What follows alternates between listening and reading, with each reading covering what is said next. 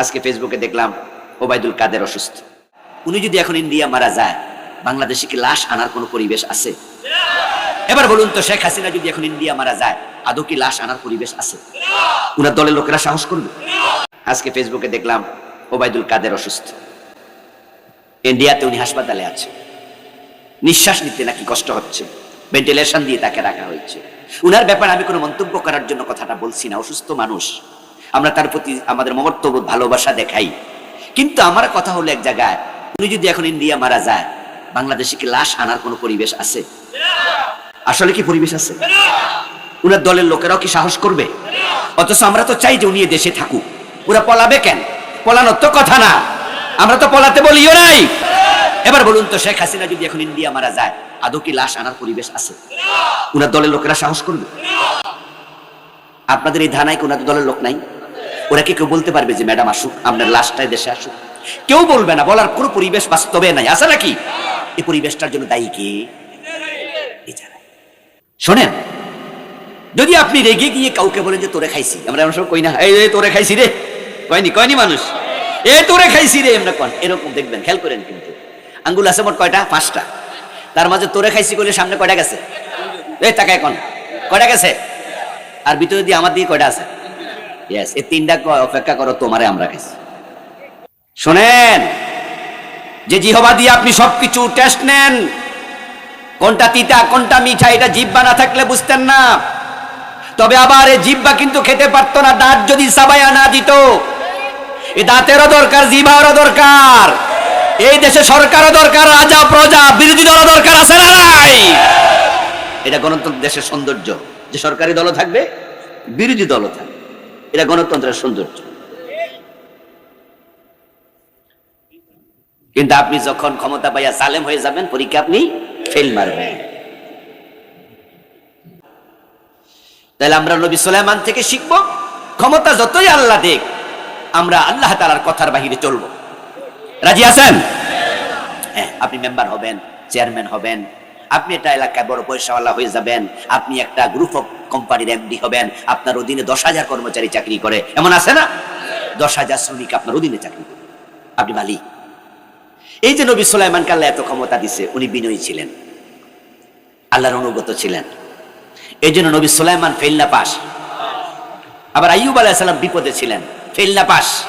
আমাদের বিপদ মুসিবত আসতে পারে, আমরা তখন হব ধৈর্যশীল, আর ক্ষমতা পেয়ে হব আমরা বিনয়ী। নবী সুলাইমান বিনয়ী হয়েছিলেন।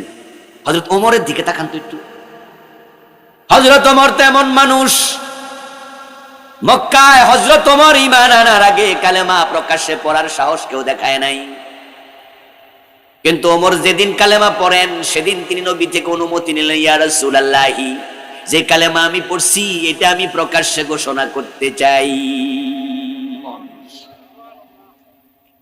এর আগে যারা কালেমা পড়ছে লুকায় রাখছে, 2-1 যাই না লাইলে গলার মাঝে রশি লাগায়, বেলালের মতো ওরা মাটির মাঝে রশি লাগায় টানছে। কিন্তু ওমর ইসলাম গ্রহণ করে বলি, ইয়া রাসূলুল্লাহ, আমার অনুমতি দেন, আমি এই কালেমা প্রকাশ্যে ঘোষণা করব। নবীজি অনুমতি দিলেন, কাবার সামনে হাতিমে দাঁড়ায়া হযরত ওমর কালেমার ঘোষণা করেছেন। হাতে তলোয়ার নিয়ে বলেছিলেন, আমি কালেমা পড়েছি, কে আছো মায়ের বুক খালি করবে, আমার সামনে আসো, পারলে দাঁড়াও। হযরত ওমর এমন একজন মানুষ, যাকে দেখলে শয়তান পর্যন্ত ভয়ে পালিয়ে যেত, রাস্তা ছেড়ে যেত। নবীজি বলছেন, ইয়া ওমর, ইন্না শাইতানা ইয়াফিজ্জু গায়রা ফাজ্জিক। ওমর, তুমি যে রাস্তায় চলো, শয়তান ভয়ে ওই রাস্তায় চলে না। কিন্তু ওমর যখন অদ্য দুনিয়ার খলিফা হয়ে গেলেন, সম্রাট হয়ে গেলেন, এত বিনয়ী হলেন, রাতের বেলায় গরিব প্রজার বাড়িতে ওমর নিজের কাঁধে আটার বস্তা নিয়ে হাজির হয়েছেন। রাতের বেলায় মানুষ ঘুমাতো, হযরত ওমর উনার ঘোড়া নিয়ে রাতের বেলায় দিক সেদিক ঘুরে বেড়াতেন, কোন গরিব মানুষ আছে কিনা, অসহায় আছে কিনা, কেউ বিপদে পড়ছে কিনা, আমি তো প্রেসিডেন্ট, আমার তো খোঁজ নেওয়া উচিত। একদিন আওয়াজ দিয়ে বলুন তো, ক্ষমতা পাওয়ার পরে ওমর কি ফেল না পাস? তা আমরা ফেল করছি কেন? আমরা কেন ফেল করছি? قد أفلح المؤمنون, আল্লাহ বলছে যারা আসলে মুমিন তারা ফেল করবে না, তারা সফল, তারা পাস। এখন পাস বলতে কি বোঝায়? পাস মানে টাকা নয়, পাস মানে ক্ষমতা নয়, পাশমানি গাড়ি বাড়ি নয়, পাশমানি জান্নাত। যারা মুমিন তারা পাশ, এই কথার মাঝে সামান্য সন্দেহ নাই। কারণ কোরআন মাজিদ আমাদের কথা নয়, কোরআন আল্লাহর কালাম, আর আল্লাহর কালামের মাঝে কোনো সন্দেহ, কোনো ভুল নাই। তো কাদ আফলাহাল মুমিনুন, মুমিনরা সফল, এই কথাটা তো আল্লাহ নিজে বললেন। প্রিয় ভাই আমার, আমাদেরকে বিপদ মুসিবত, সুখ দুঃখ, ভালোবাসা, বঞ্চনা, হাসি কান্না, খেয়ে রাখা না খেয়ে রাখা, এই সব রকমের পরীক্ষা একজনে করেন, তিনি কে? যে গরিব, আল্লাহ তাকে পরীক্ষা করে দেখি দারিদ্রতায় ধৈর্য ধরে নাকি চুরি ডাকাতি করে। আর যে ধনী, তাকে টাকা দিয়া পরীক্ষা করে দেখি যাকাত দেয় নাকি না দেয়। ঠিক না? সব ধনীরা যাকাত দেয়, তো পরীক্ষা পাস না ফেল? সকল গরিব ধৈর্য ধারণ করে, অধৈর্য সব জায়গায় পেছ লাগাই দিচ্ছে। একটু সামান্যতা আমরা আল্লাহর দোষ দিই, আল্লাহ আমি এত নামাজ পড়ি, আমার জ্বর হয় কেন, সর্দি হয় কেন, কাশ হয় কেন, অসুখ হয় কেন? ওই পাশের বাড়ির আব্বাস মিয়া নামাজও পড়ে না, সুদ খায়, 3 মণ ওজন, এটার কাশ হয় না, তুমি আমার এনে দেখছো। ঠিক না? তো নবী আইয়ুবের কি খবর? আইয়ুবের কি খবর? আল্লাহ তাআলা পরীক্ষা নিছে আইয়ুবকে, সব কাইরা নিয়া। আইয়ুব ধৈর্যশীল, পাশ। সুলাইমান আলাইহিস সালাম কেমন ক্ষমতা দিছে, কিন্তু সুলাইমান ক্ষমতা পাওয়ার পর মানুষের উপর জুলুম করছে। গরিবদের মাঝে হারাম খায় এমন গরিব আছে না নাই? দারিদ্রতার কারণে চুরি করে ডাকাতি করে এমন আছে কিনা? তো এই গরিবটা পাস না ফেল? কাউকে সন্তান দিয়া পরীক্ষা করে, কাউকে সন্তান না দিয়া পরীক্ষা করে। নাবলুকুম বিশররি ওয়াল খাইর, আমি মানুষকে কল্যাণ দিয়া অকল্যাণ দিয়া পরীক্ষা করি। এখন দুনিয়ার সব মানুষ মূলত পরীক্ষার হলেই আছে। ছাত্ররা যেমন 3 ঘন্টায় পরীক্ষা দেয়, পরীক্ষা দেওয়ার আগে কোনোদিন ফল প্রকাশ হয়েছিনি? ফল প্রকাশ হয় পরীক্ষার পর। দুনিয়াও পরীক্ষার হল, এখানে আল্লাহ তাআলা ফল প্রকাশ করবে না, বরং আমরা যে যা করি সবকিছু রেকর্ড করে ফল প্রকাশ করবেন কিয়ামতের ময়দানে। তাহলে এটা তো পরীক্ষার হলের মতোই। وَلَنَبْلُوَنَّكُمْ بِشَيْءٍ مِّنَ الْخَوْفِ وَالْجُوعِ وَنَقْصٍ مِّنَ الْأَمْوَالِ وَالْأَنفُسِ وَالثَّمَرَاتِ وَبَشِّرِ الصَّابِرِينَ। অবশ্যই আমি তাদেরকে পরীক্ষা করব, তাদের জানমালের ক্ষতি দিয়া, তাদেরকে রোগ শোক দিয়া, ক্ষুধা দারিদ্র দিয়া। আমার পরীক্ষায় যারা পাস, ও নবী, ওয়াবাশশিরিস সাবিরিন, যারা আমার পরীক্ষা পাস করবে, ধৈর্যশীল হয়ে থাকবে, তাদেরকে জান্নাতের সুসংবাদ দেন। পরীক্ষা চলছে সবার জীবনে। আল্লাহ তাআলা পরীক্ষক, আমরা সবাই পরীক্ষার্থী। আল্লাহ কি নবীদেরকে পরীক্ষা করেন নাই? আইয়ুব আলাইহিস সালামের অসুস্থতা ছিল 18 বছর লম্বা।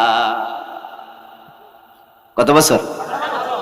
ওরে বাবা, এমন অসুস্থ হয়েছেন তিনি। উনার অসুস্থতার কারণে উনার স্ত্রীরা পর্যন্ত উনাকে রেখে চলে গেছে, শুধু একজন বউ ছিল, হযরত রাহিমা। উনার আত্মীয় স্বজনরা উনাকে ছেড়ে গেছে।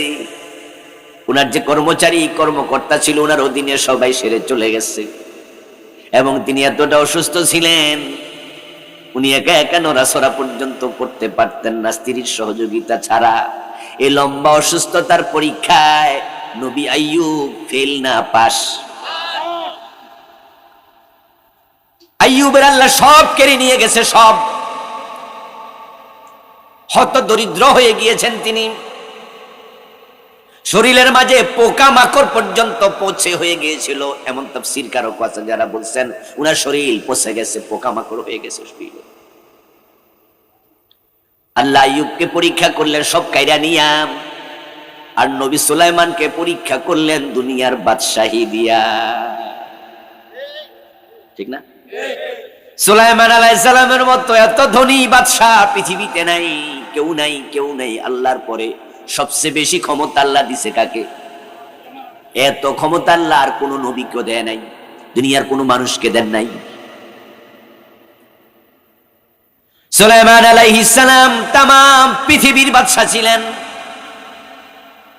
তামাম পৃথিবীর বাদশা এমন ছিল চারজন, দুজন কাফের, দুজন মুসলিম, নমরুদ, বখতেনসর।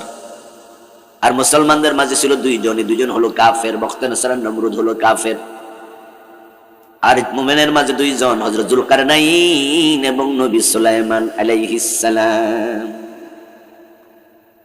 এই চারজন ছিলেন তামাম দুনিয়ার বাদশা। তবে বাকি তিনজনের চেয়ে সুলাইমানের ক্ষমতা ছিল বেশি, কারণ জিনেরাও সুলাইমান নবীর কথা শুনতো। বাকি তিনজনের কথা শুনতো নাকি?